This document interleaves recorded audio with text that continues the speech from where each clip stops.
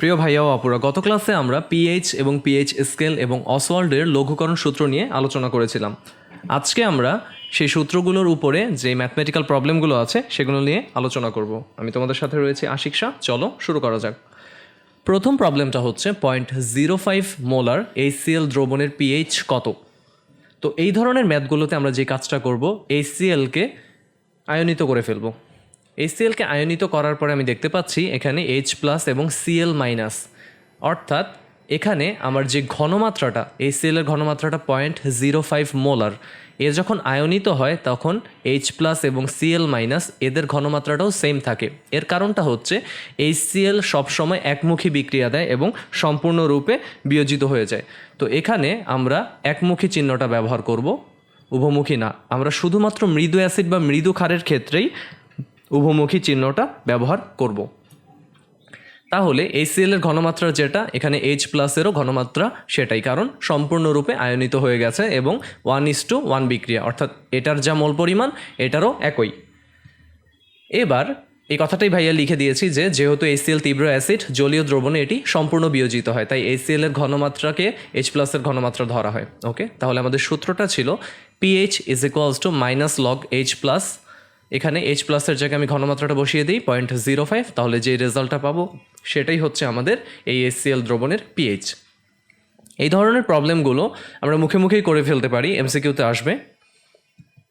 এরপরে 1 × 10⁻³ molar H3PO4 দ্রবণের pH কত।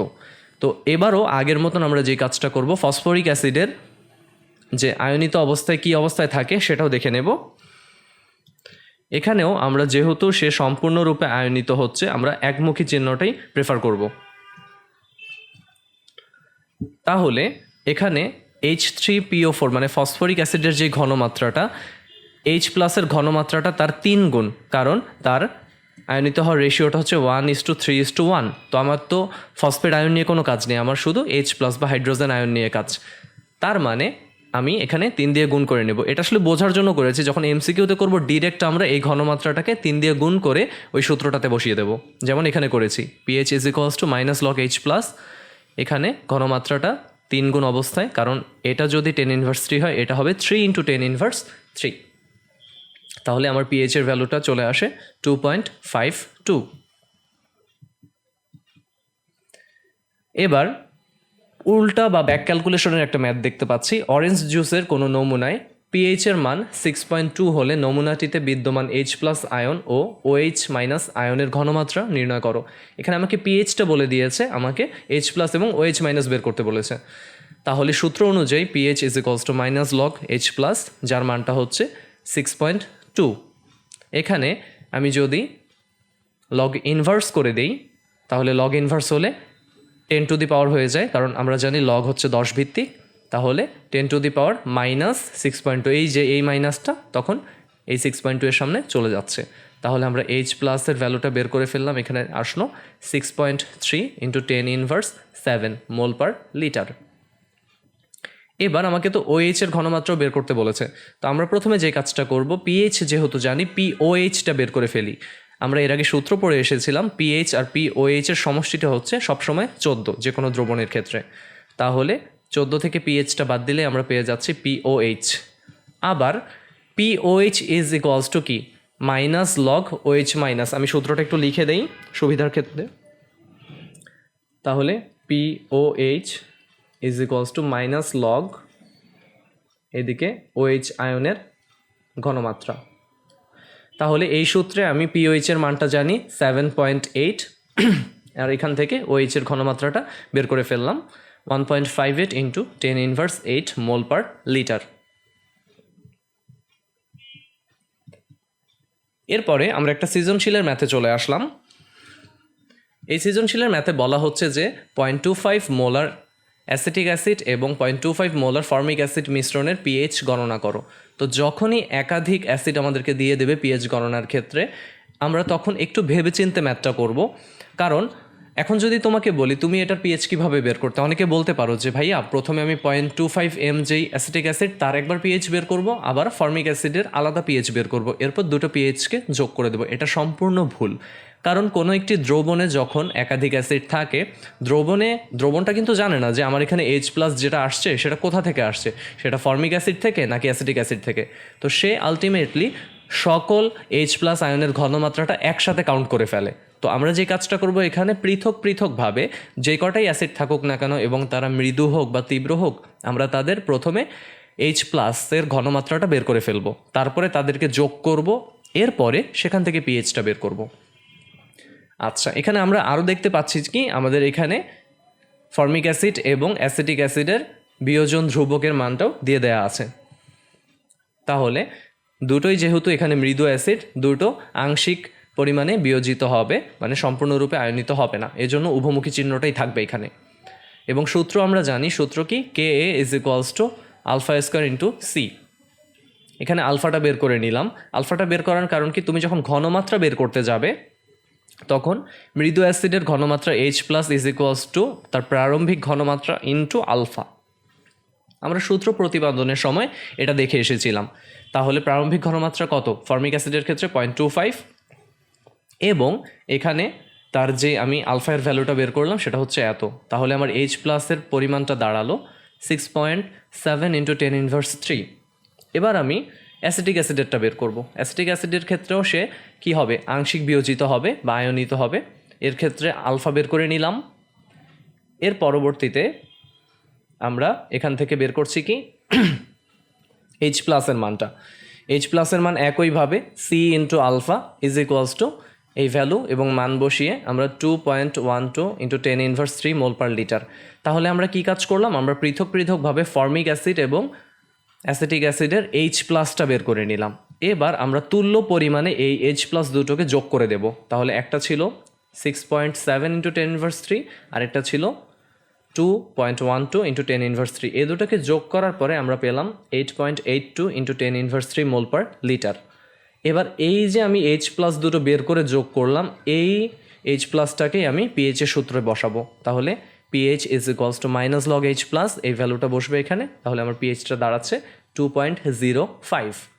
তাহলে এই ধরনের ম্যাথগুলোর মূল প্রতিপাদ্য বিষয়টা হচ্ছে তুমি পৃথকভাবে H+ এর ঘনমাত্রাটা বের করে নেবে, তারপরে তাদেরকে যোগ করে পিএইচের সূত্রে বসাবে।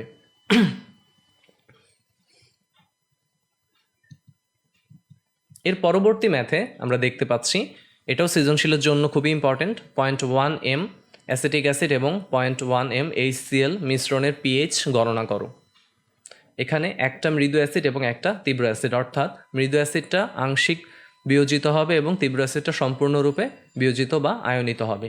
তাহলে আমরা কি কাজ করব, অ্যাসিটিক অ্যাসিডের জন্য অসওয়াল্ডের লঘুকরণ সূত্র ব্যবহার করে আলফা বের করব, তারপরে তার C এবং আলফা গুণ করে H+ বের করব।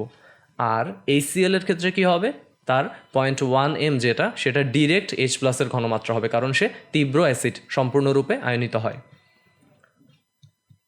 তাহলে আগের মতন আমরা HCl এর প্রথমে পেয়ে গেলাম, কারণ তার যে ঘনমাত্রাটা সেটাই হচ্ছে আমার H+ এর ঘনমাত্রা। কিন্তু অ্যাসিটিক অ্যাসিডের ক্ষেত্রে আমি আলফা বের করে নিচ্ছি। আলফা এখানে ডিরেক্ট বের করে দেখিয়েছি, K√/Ka/ আমার যে সূত্রটা ছিল C, সেটা ইনটু এখানে হচ্ছে C। তাহলে আমার C × আলফার গুণফল হচ্ছে অ্যাসিটিক অ্যাসিডের ঘনমাত্রা। তাহলে আমার মিশ্রণে মোট H+ কত, কিছু আসে অ্যাসিটিক অ্যাসিড থেকে, কিছু আসছে HCl থেকে। তাহলে 1.34 × 10⁻³ এটা আসছে অ্যাসিটিক অ্যাসিড থেকে, আর 0.1টা আসছে আমাদের HCl থেকে। তাহলে আমার টোটাল যে ঘনমাত্রাটা দাঁড়ালো সেটা হচ্ছে 0.10134 মোল/লিটার। এবার এই ভ্যালুটাকে আমরা পিএইচের সূত্রে বসিয়ে দিলাম, দেওয়ার ফলে আমরা পিএইচের ভ্যালু পাচ্ছি 0.9942।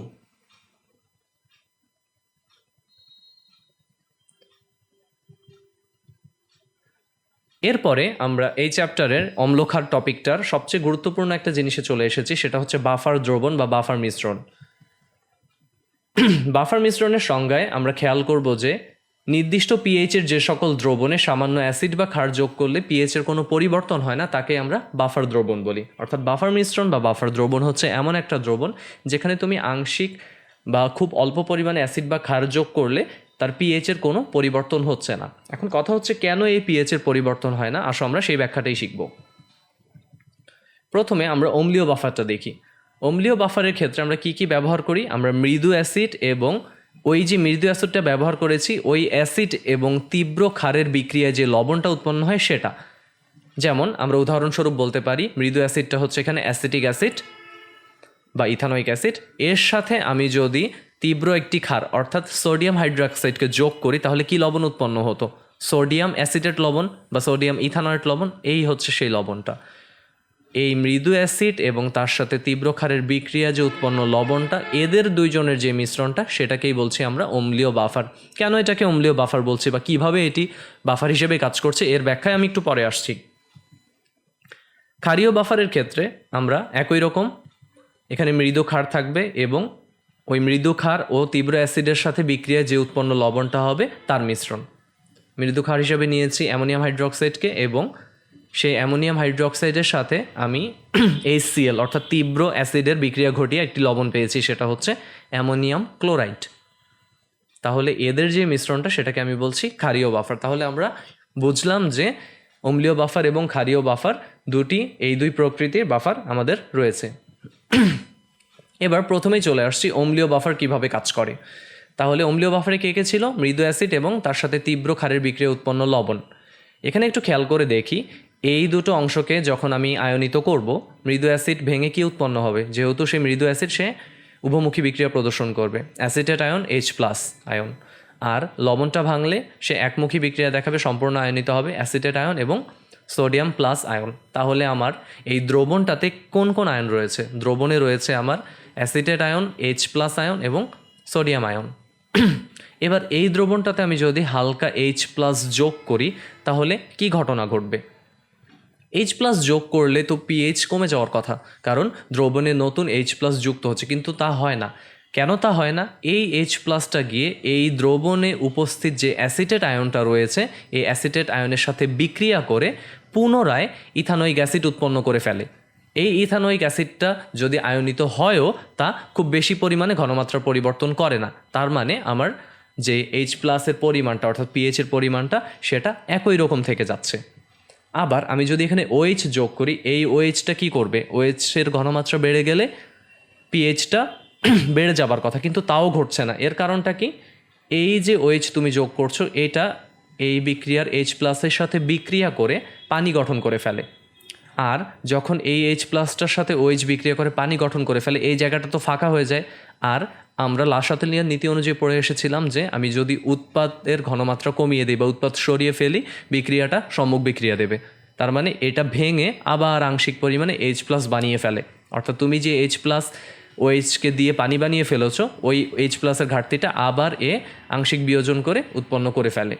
তাহলে আমার কি হলো? H+ যোগ করলাম বা OH- যোগ করলাম, কোনো ক্ষেত্রেই আমার pH-এর কোনো পরিবর্তন ঘটছে না। একই রূপে আমি